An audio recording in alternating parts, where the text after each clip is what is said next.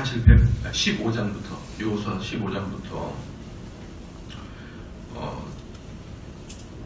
19장까지가 15장부터 19장까지가 일반적인 이스라엘 백성들의 지파들의 기업을 나눴고 20장에서는 도피성에 대한 제도를 이야기했고 21장은 레위지파 성읍을 이야기합니다. 실제적으로는 모든 제도는 19장에서 끝났지만 20장과 21장은 사실은 둘 다 레위지파에 대한 지파예요. 도피성도 레위지파고. 그래서 마지막에 20장, 21장까지를 하게 되므로 이제 모든 지파를 기업을 나누는 것을 이제 확실하게 끝낸 게 21장이에요. 레위지파까지.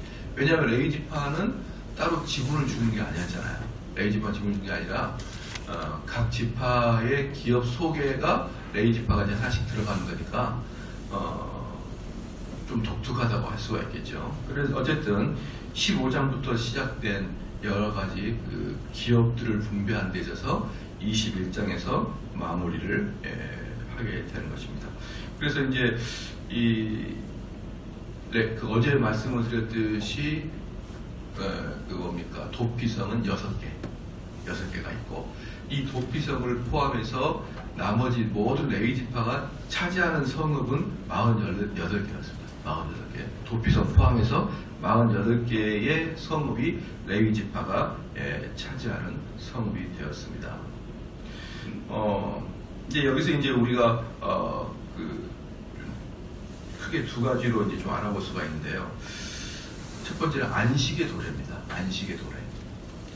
이스라엘은 레위지파에 대한 거주지를 정함으로써 오랫동안 진행되었던 기업의 분배를 마무리하는 데에서 큰 의미를 있지만 그보다 더 큰 의미는 뭐냐 그러면은 안식의 도래다라고 표현해 주세요. 안식의 도래.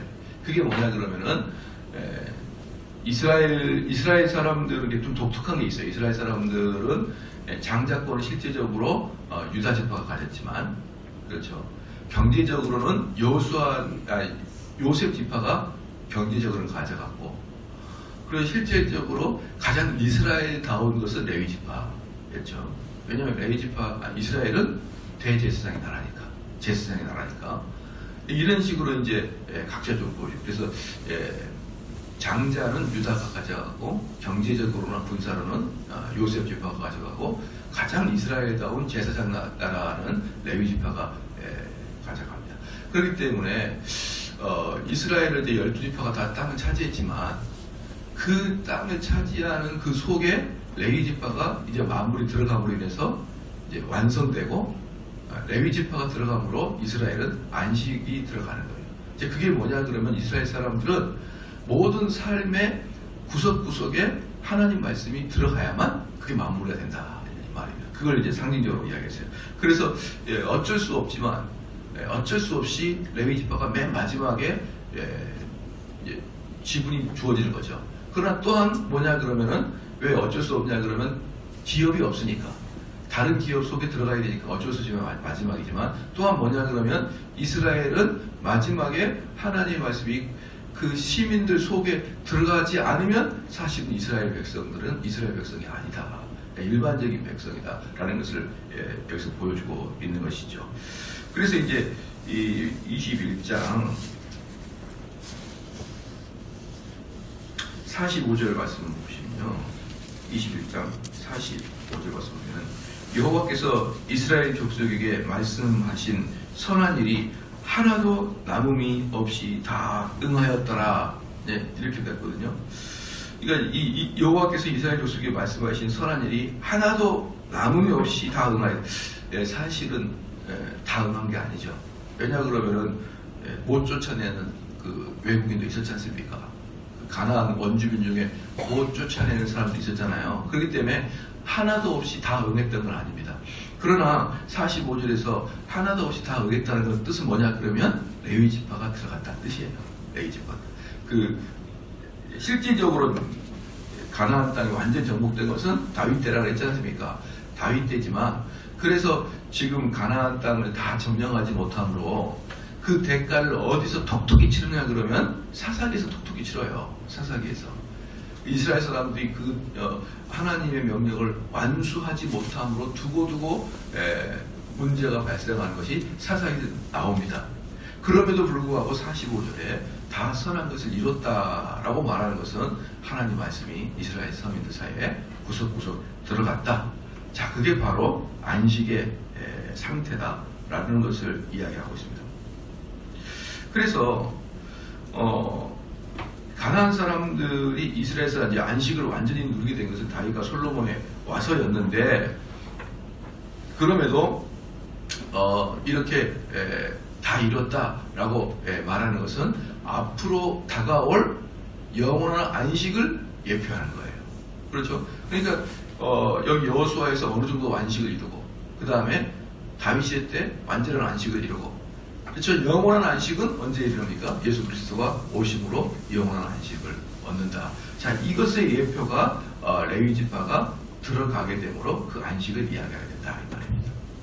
그러니까 우리는 하나님 말씀이 우리 시민들 사이의 마음속에 하나님 말씀이 기거가 되면 이 하나님 말씀은 우리의 내세의 마지막 완성의 안식을 얻는 시작점이 하나님 말씀이 우리 속에 들어와 있을 때, 그게 영원한 내세의 안식의 시작인 것이다 라고 볼 수가 있습니다.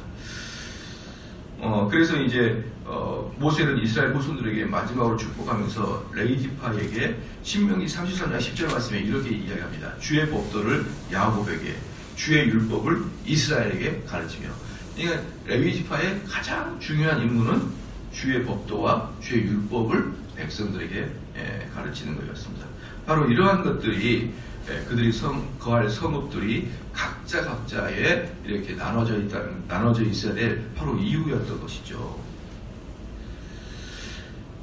그 다음에 이제 안식이 들어있고, 두 번째로는 그래서 영원한 안식일을 바라보는 작업이 바로 21장의 모습이었다. 영원한 안식. 그래서 이런 모습이 지금의 우리 교회의 모습이 돼야 됩니다. 그렇죠?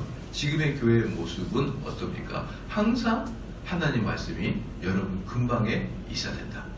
하나님 말씀이 우리들 근방에 있는 것이 바로 영원한 안식으로 들어가는 상징이다라는 걸 보고 있습니다. 그러면 여기서 좀 더 볼 수 있는 것이 뭐냐 그러면 때에 이제 1절부터 보면 때에 레위 사람의 족장들이 제사장 엘르아살과 눈의 아들 여호수아와 이스라엘 자손의 지파 족장에게 들에게 나와, 그러니까 레위 지파가 이제 나오는 거죠. 레위 지파가 나와서 2절에 가나안 땅 실로에서, 이제는 가나안 땅 정복은 길갈에서 했었거든요. 가나안 땅을 정복할 때는 길갈이 본거지였어요. 본거지. 그런데 이제 그 가나안 땅 정복이 끝나고 가나안 땅을 분배할 때는 본거지가 실로로 변합니다. 그러면서 이제 전반적으로 실로가 예루살렘이 수도가 되기 전까지는 실로가 오랫동안 이스라엘의 수도가 됩니다. 그렇죠? 그래서 그 실로가 왜 수도가 되냐면 거기에 성막이 있기 때문에 거기에 수도가 되는 거예요. 그러니까 이스라엘은 다 성경과 성막을 중심으로 다 이루어져 있는 것이다. 그래서 가나안 땅 실로에서 그들에게 말하여 가로되 여호와께서 모세로 명하사 우리에게 거할 성읍들과 우리의 가축 먹일 그들을 우리에게 주라 하셨었나이다 하며, 그러니까 레위 사람들이 나타나가지고 이제 다 분배가 끝난 다음에 이제 아론과 그때 이제 땅을 분배했던 대제사장 엘르아살과 죄송합니다. 아론이 아니죠. 여호수아와 엘르아살과 이스라엘의 족속의 장로들에게 와서 그때 땅을 분배한 사람들이니까 우리한테 땅을 주라. 우리도 지분을 달라. 이렇게 하면서 뭐라고 합니까?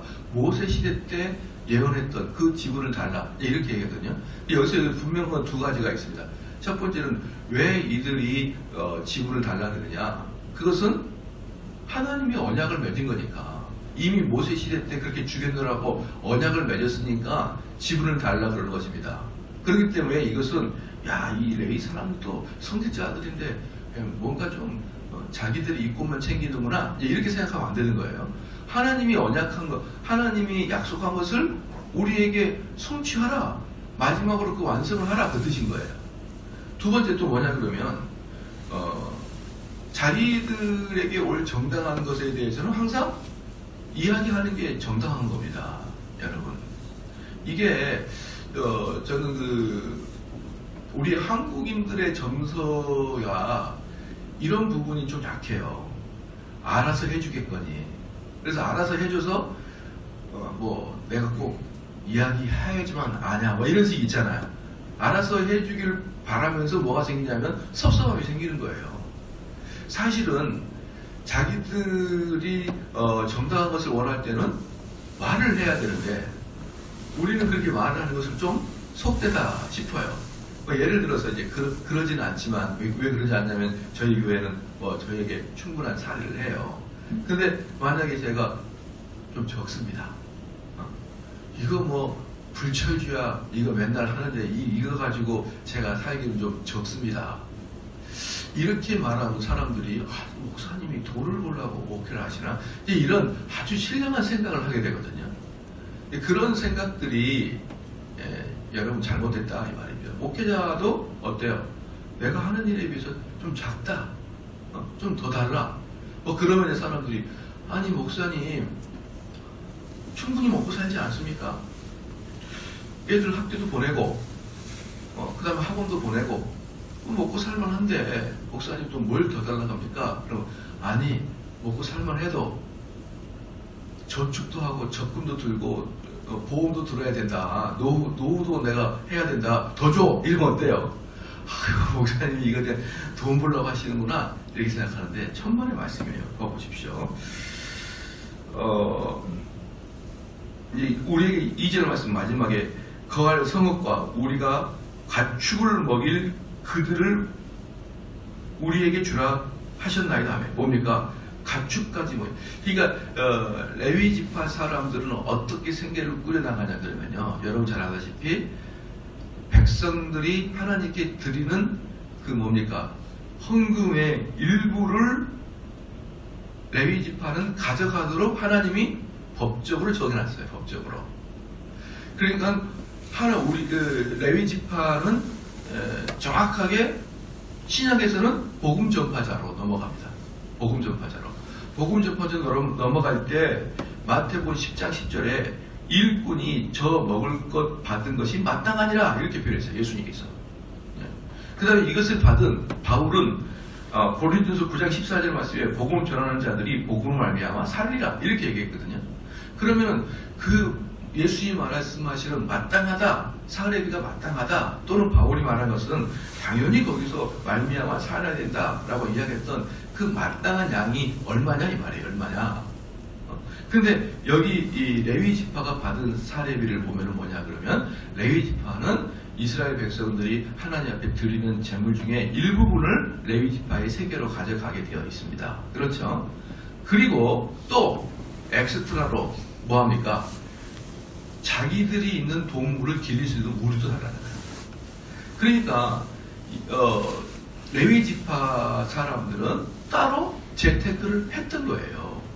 그러니까 교회에서 받은 사례비뿐만 아니라 그 사례비 말고 또다시 자기들 또 나름대로 동물을 키우고 그 동물을 키울 성읍도 달라고 했던 것입니다. 3절 말씀에 이스라엘 자손이 여호와의 명을 따라서 자기의 기업에서 이 아래 성읍들과 그들을 레위 사람에게 주니라.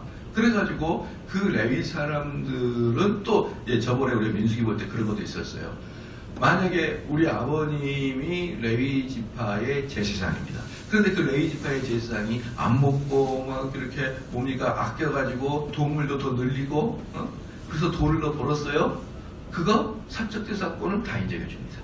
다 인정해줘요.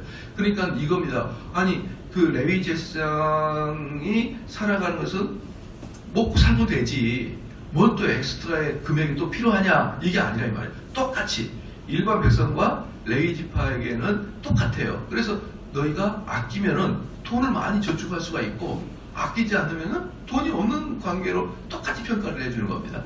여러분 동의가 되시죠? 그래서 저는 이런 개념들은 사실은 상당히 우리나라에서는 좀 강조가 돼야 된다. 왜냐 그러면 언제부턴가는 모르게 우리나라에서는 그 사역자들이 가난한 것을 상당히 덕목으로 봐요. 이 가난함을 상당히 덕목으로 보면은 뭐가 가장 큰 문제냐면은 뭐가 가장 큰 문제냐 그러면은 사모님이 힘들어요. 사모님이. 왜냐 그러면 사모님은 특별히 어릴 때부터 사모에 대한 소명이 있고 이래서 사모가 된 게 아니고 어쩌다 좋아하는 남자가 전도사이기 때문에 결혼하다 보니까 사모가 되는 분들이 허다합니다. 이 사모님은 어릴 때부터 나는 사모를 해서 민족의 복음화에 앞장설 거야. 뭐 별로 없는 거예요. 그냥 교회 보면은 좋아하는 오빠 스타일처럼 앞에 나가서 전도사가 찬양하고 이러면 괜히 좋아하다가 뭐 결혼하는 분들이 상당히 많아요. 그렇기 때문에 그분들은 아내분들은 어때요? 너무나 돈이 없게 되면은 사모님은 스트레스를 많이 받을래야 많이 받을 수가 없어요. 그리고 이 사모님도 자기 자녀가 공부를 잘하길 바라서 학원 좀 보내고 싶은데 목사님의 사례비가 학원을 보낼 돈이 턱없이 부족하거나 그리고 목사님도 은퇴가 되면은 여러분 목사님 은퇴하신 분은 어떻게 사는지 알죠? 조그만 방에서 사는 분들이 대단히 많습니다. 그러니까 은퇴한 다음에는 교회에서 목사님을 돌아보지 않아요. 은퇴한 다음에는 돌아보기 어렵습니다. 교회에서. 그렇기 때문에 사모님도 늙어서 자기의 생계에 대한 고민이 어때요? 있겠죠. 그러면 그 스트레스가 누구한테 갑니까? 진짜? 목사한테 가죠. 목사한테. 그러면 목사님들은 겉으로는 표현하지 않지만 속으로는 대단히 불안한 마음으로 집안에 있는 거예요. 두 번째, 아버지, 어머니가 그렇게 사례비 때문에 돈 때문에 싸우고 곤란함을 겪은 것을 보는 아이들은 목사를 하기 싫어합니다. 나는 정말 목사는 싫다. 이런 마음이 들어요. 그러게 되면 어떻게 됩니까?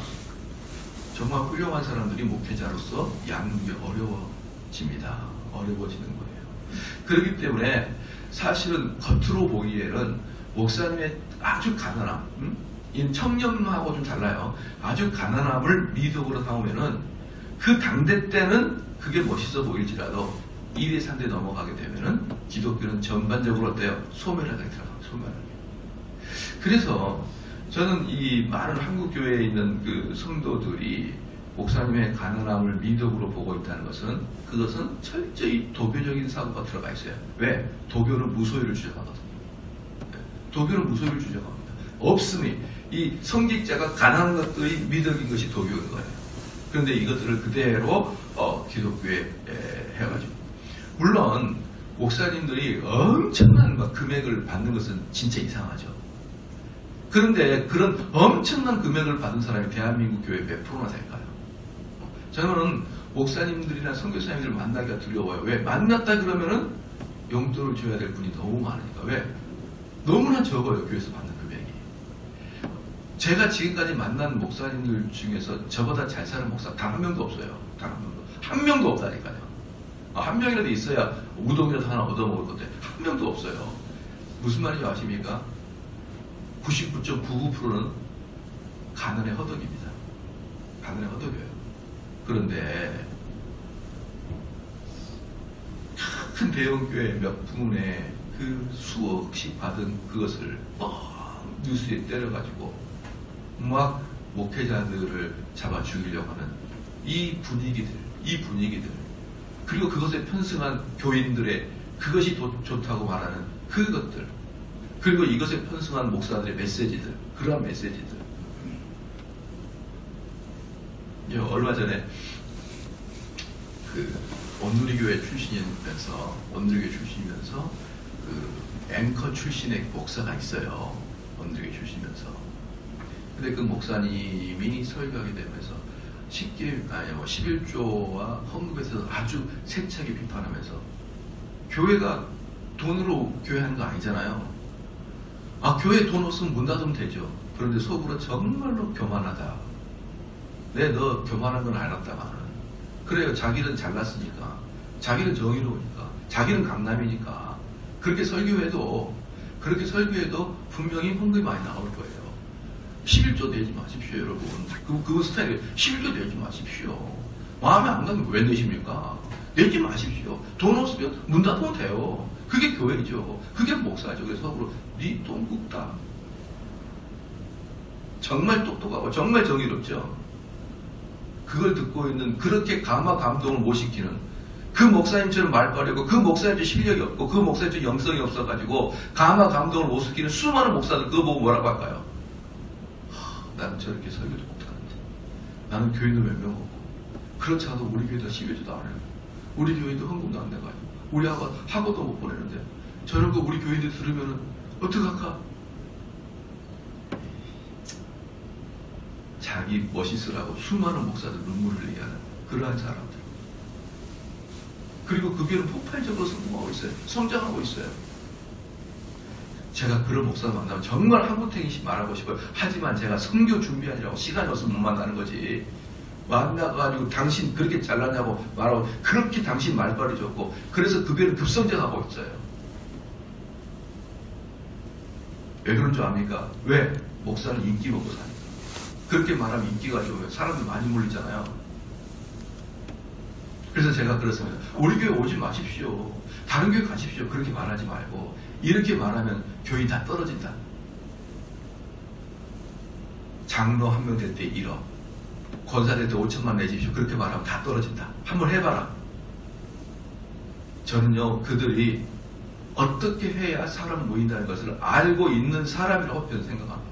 그렇게 이야기하게 되면 정말 정의로워 보이잖아요. 그렇게 좀 하지 마십시오. 수많은 목사들 눈물을 흘리고 있어요. 수많은 목사들 가난해가지고, 여러분들, 나는 얼마나 불쌍한지 몰라요, 목사님들이. 얘들 학원도 못 보내요. 그렇게 하고 있는 사람들한테 좀 잘났다고 그렇게 떠드는 목사들 보면은, 여러분, 하나님께서는 11조를 정해주셨습니다. 왜? 그걸 정하지 않으면, 교인들이 11조 내지 않으면 그대로 한 30년이면 교회는 끝나요. 하나님 왜 그것을 법률적으로 정해놨을 것 같아요? 그걸 안 하면 레위 지파는 끝납니다. 그럼 이스라엘 사이에서 뭐가 없어진 거예요? 하나님 말씀은 소멸하죠. 레위 지파 사람들은 핵심이 뭐냐 그러면, 이스라엘 사람들에게 하나님의 법률과 율법을 가르치는 게 레위 지파 사람이에요. 근데 그 사람이 집에서 아내한테 꾸사리 듣고 집안에 생계 때문에 고생해가지고 가서 두 번째 세컨잡이나 만들어가지고 일을 해보십시오. 그게 어떤 말씀이 나올 것 같냐고요. 그래서 이 레위 지파는 어때요? 우리가 생각하는 것보다 훨씬 더 현실적으로 여호수아한테 가가지고 내놓으십시오. 모세가 예언했던 거 내가 주겠다고 약속해 내놓으십시오. 그리고 우리에게 뭐예요? 가축을 키울 수 있는 우리들도 내놓으십시오. 그래서 우리는 거기서 사적 재산권을 보호할 수 있도록 해주십시오. 이렇게 이야기하는 것은 어때요? 우리나라 정서에서는 상당히 어색합니다. 그러나 이게 정직한 거예요. 저는 이렇게 목사들이 해야 된다고 저는 봅니다. 그리고 이런 분위기가 우리나라의 성도들 사이에 있어서, 당연히 목사님도 하는 일은 맨날 그래요. 목사님과 성도들 사이는요, 만인 제사장들입니다. 목사님과 우리는 차이가 있다 없다? 없어요. 구별이 없습니다. 저와 여러분들은 평신도와 성직자의 구분으로 된 계급이 아니에요. 같은 성도란 말이죠. 그것은 성도들이 다 이야기를 해요. 근데 왜 사례비에 대해서는 목사님은 가난해야 된다고 이야기하시냐 이 말이에요. 좋은 것들은 다 차지합니다. 목회자와 평신도는 같다. 하나의 차이가 없다. 너나 나나 같다. 그렇게 얘기하면서, 그럼 목사도 성공하면 돈 많이 벌어야죠. 그런데 딱 사례비로 들어갈 때는, 딱 목회자가 가져갈 돈에 있어서는 어떻습니까? 전혀 다른 척도를 딱 들이댑니다. 그리고 뭐라고 하냐 그러면, 야, 돈 몰라고 그거 합니까? 이렇게 합니다. 그래서 저는 이런 이중성에 대해서 저는 심각한 문제를 저는 제기하고 싶어요. 그래서 우리 한국 교회도 좀 정직해져야 된다. 정직해져야 되고, 하나님께서 주시겠다고 하는 것을 당연히 하나님 앞에 달라고 요청해야 되고, 자기 노력에 대한 정당한 대가는 받아야 되는 것이고, 그래야 됩니다. 제가 지난번에도 말씀드렸지만, 저기 아현동에 살 때, 북아현동에 살 때, 가끔 가다가 만나는 구세군 목사님이 계셨거든요. 구세군 목사님이 계시던데, 교회가 상당히 큽니다. 그 구세군교회가. 그래서 보니까 바뀌었어요, 목사님이. 언제 바뀌냐니까 올 초에 바뀌었습니다. 그래요. 어디서 오셨냐니까 저기 전라도 어디 신안인가 어딘가 그 섬 꼴짜기에서 구세군 교회를 하다가 여기 온 거예요. 그래서 제가 깜짝 놀랐어요. 아니 어떻게 그 섬에 있다가 한 방에 이 서대문 쪽으로 그렇게 올 수가 있습니까? 그것도 이 큰 교회에. 근데 신안에 있는 교회는 조금 했어요. 뭡니까? 섬이고 이러니까. 조그만 그런 섬 교회에서 그 큰 몇백 명이 되는 몇천 명 가까이 되는 구세군교회로 왔어요. 그래서 이야, 정말 대단합니다. 왜 우리 장로교회는요 절대 그게 안 됩니다. 장로교회는 철저하게 시골부터 차근차근 올라가요. 면 단위, 읍 단위, 시 단위 이렇게 한 단계씩 올라오지 면 단위 사람들이 시 단위로 오는 경우는 없습니다. 개척을 하면 올라도 청빙받아서 올 수는 없어 거의. 이게 이미 그 군 단위, 면 단위, 시 단위로 다 구별되어 있어요. 승진 개념이에요. 근데 그 사람들은 시골에 있다가 서울 서대문구로 이사를 온 거예요. 목사님이 한 분에. 어떻게 이렇게 되냐 했더니 얼마나 기쁘십니까? 얼마나 은혜를 받아 이랬어 했더니 하나도 안 됩니다. 왜? 월급이 똑같아. 10명 데리고 앉아서 가르치나 그게 전라남도 신안이나 서울 서대문구에 있는 1000명이 가까이 되는 교회나 월급이 똑같습니다. 구세군은 그 교회에서 나온 사례비를 받는 게 아니고 본부에서 나눠줘요. 어떻게? 인원수별로. 그런 결과가 어떤 줄 압니까? 목사님 눈빛에 열정이 하나도 없어요. 하나도. 공무원 같아. 눈빛이. 나는 구세군 공무원입니다. 써있어요. 제자 훈련도 안 가르치고 아무것도 안 해요. 왜? 거기서 3년 해봐야 또 어디 강원도로 갑니다. 한 번은 시골, 한 번은 도심. 한 번은 시골, 한 번은 도심. 이렇게 전체하니까 첫 번째 장점이 뭐예요? 비리가 없죠. 두 번째 단점이 뭡니까? 이것은 풀떼죽도 아니에요.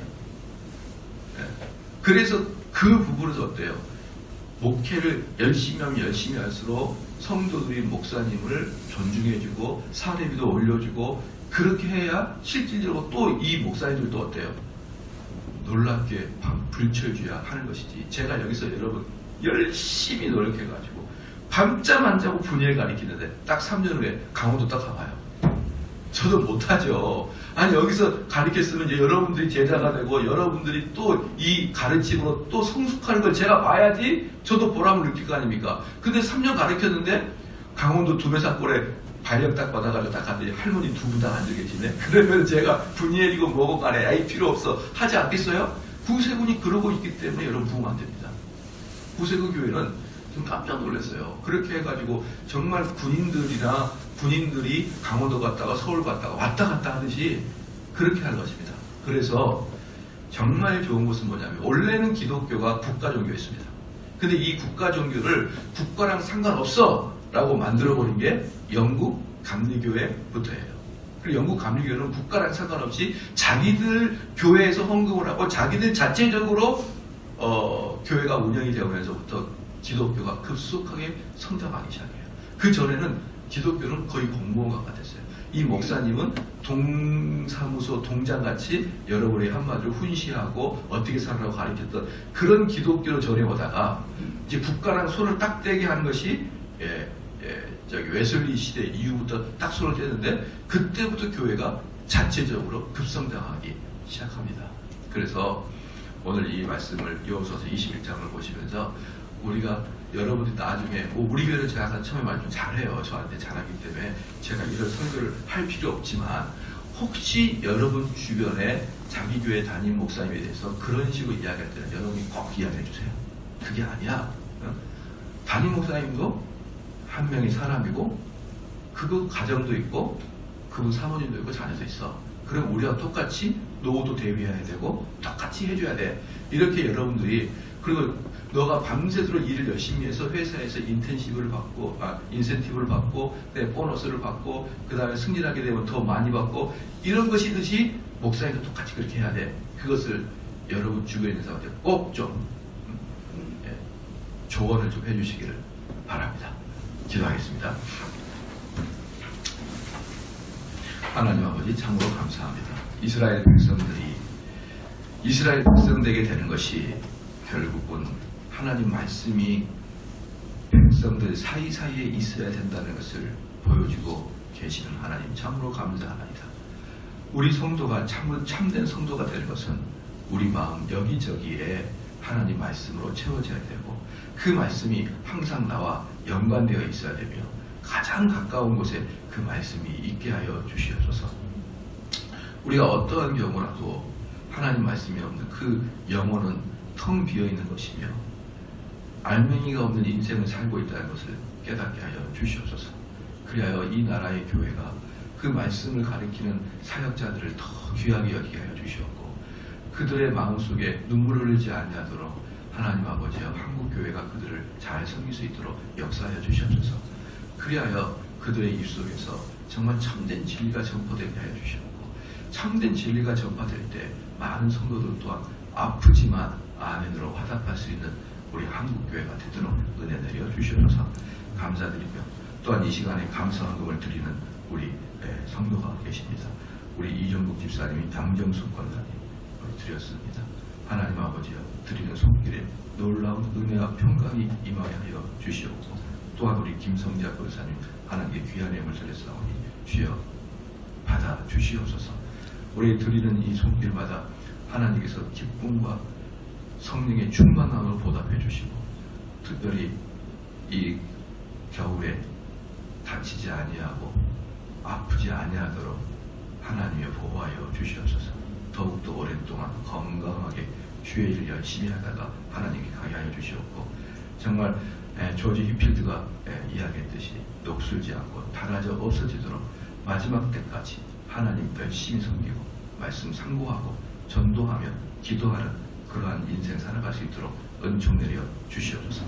감사드리며 예수님의 이름으로 기도합니다. 아멘.